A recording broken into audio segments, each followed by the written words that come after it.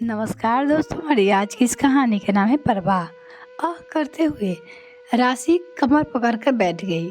क्या हुआ माँ? ये क्या, तुम कपड़े का टब लिए यहाँ वहाँ से कपड़े इकट्ठे कर रही हो? पता है ना, तुम्हें ज़्यादा झुकने पर कमर दर्द की समस्या हो जाती है। दिया ने राशि से कहा। राशि वही पास में खड़ी रखे काउच पे लेट गई। दिया जल्दी से जाकर दवा लेकर आई और राशि को लगाकर आराम करने की हिदायत दे दी। खुद कपड़े का टब ले जाकर मशीन के पास रखाई।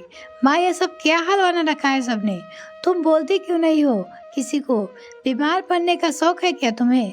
दिया प्यारा वाला गुस्सा कर माँ से कह रही थी। बेटा, ये सब काम मेरे ही है ना, तो और कैसे कौन करेगा? राशि ने कहा। माँ, ये सब आदत की बात है।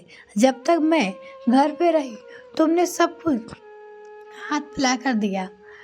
हमें भी आदत हो गई है। 6 साल से हॉस्टल में रह रहे हो, अपने काम खुद करने पड़ते हैं। वहाँ कोई माँ नहीं आती करने का। दिया माँ को देखते हुए बोली।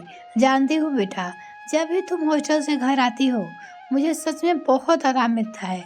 जैसे अभी तुमने मुझे परेशान देख झट से दवा लाकर आराम करने को कह दिया, पर बाकी किसी को परवाह कभी नहीं होती। राशि उदासी बोली। दिया 20 साल की हो गई। शुरू से हमेशा अपनी माँ को काम करते देखती।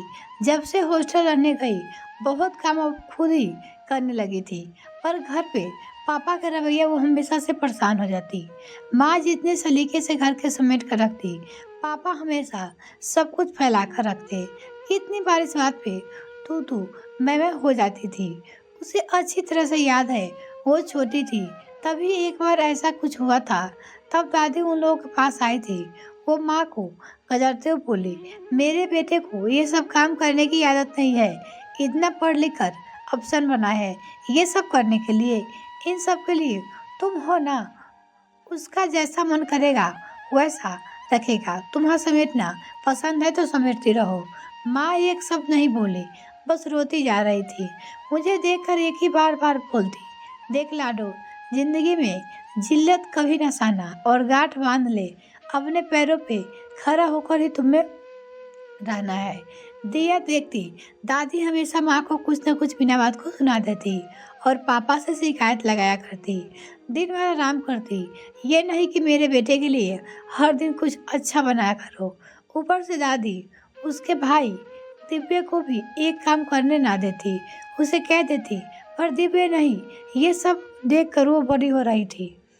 जहर में एक बात रहती, जब वो कहते लड़का लड़की बराबर है तो ये भेद क्यों है? हर काम करना आना चाहिए।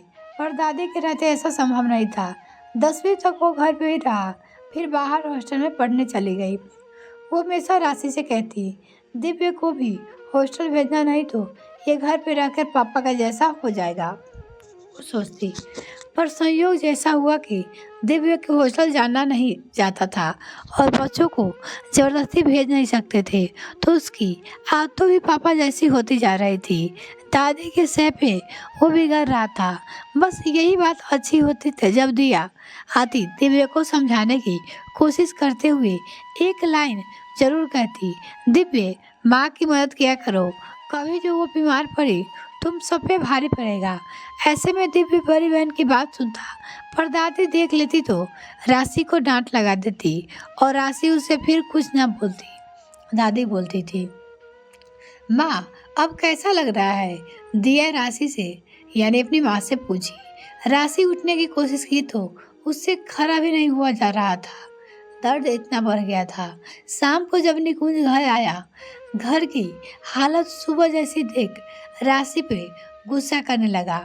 माँ के कमरे में बहुत दर्द कमर में हो रहा था और एक दवा लेकर सो रही थी। दिया ने आकर कहा, ओ, अब चाय कौन बनाएगा? निकुंज बुदबुदाया और पापा, आपसे कुछ बात करनी है। आप फ्रेश होकर आइए, चाय मैं बनाकर लाती हूँ। कह दिया चाय बनाने चली गई अपने पापा के लिए। चाय के साथ पापा की पसंद का भुना चिकवा भी लेकर आई। वो अक्सर अपनी माँ को करते देखी थी, इसलिए वो भी लेकर आई। क्या कहना है बेटा? निकुंज अपनी बेटी से पूछता है, पापा, आज बिखरे घर को समेटने में और इधर पहले कपड़े को बटोरने में मैं का झुकी कमर दर्द बढ़ गया। मुझे तो अच्छी तरह याद है, ये तकलीफ उसकी पुरानी है, फिर भी नजरअंदाज कर काम करने में लगा रहती है। अभी 2 दिन हुए हॉस्टल से आए हुए, माँ को आराम करते हुए तो नहीं देखी, कुछ न कुछ करती ही रहती है। आप ऑफिस चले जाते हैं, दिव्य स्कूल और कॉलेज कोचिंग में लगा रहता है। अगर पीछे से माँ को कुछ हो गया तो वैसे तो सबसे ज़्यादा आपके बिखरे सामान समेटते हैं, आपको कपड़े ही बिखरे रहते हैं, शर्ट यहाँ पैंट वहाँ तौलिया कहीं, रुमाल मुझे सब इधर उधर। जब माँ ने लॉन्ड्री बैग रखा हुआ है तो उधर कपड़े रखने की क्या हर्ज है, थोड़ा आपको भी समझना होगा पापा, वो आपकी बीवी है, घर की नौकरानी नहीं। वो बोली, अब आप तो उसके साथ ऐसा करते हो जैसे काम वाली हो। दादी भी कभी अच्छे से बात नहीं करती।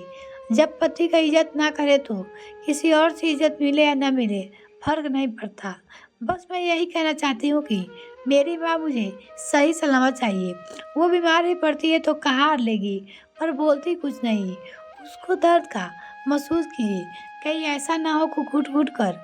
दिया कहते कहते रो पड़ी।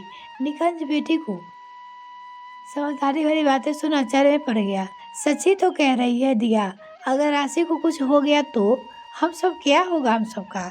नहीं नहीं, अब से उसकी तकलीफ को नजरअंदाज नहीं करूँगा। वो दिया के कंधे पे हाथ रख कर आश्चर्य देते हुए अपने कमरे की ओर चल दिया, जहाँ राशि कमर में बेल्ट लगाकर सीधी लेटी हुई थी दर्द के कारण। आ गए आप, वो चाय, राशि ने कहा। तुम आराम करो राशि, दिया ने बनाकर दे दिया है। हमारी बेटी कितनी समझदार हो गई है। कई बार बच्चे भी माता पिता को बहुत कुछ सिखा देते हैं, है ना। निकुंज कहा। राशि समझ गई कि बेटी ने आज पापा की क्लास ले ली है, उसे समझ में आ गया। उस दिन के बाद निकुंज में बदलाव की शुरुआत हो गई थी। दिव्या भी माँ की मदद करने लगा था।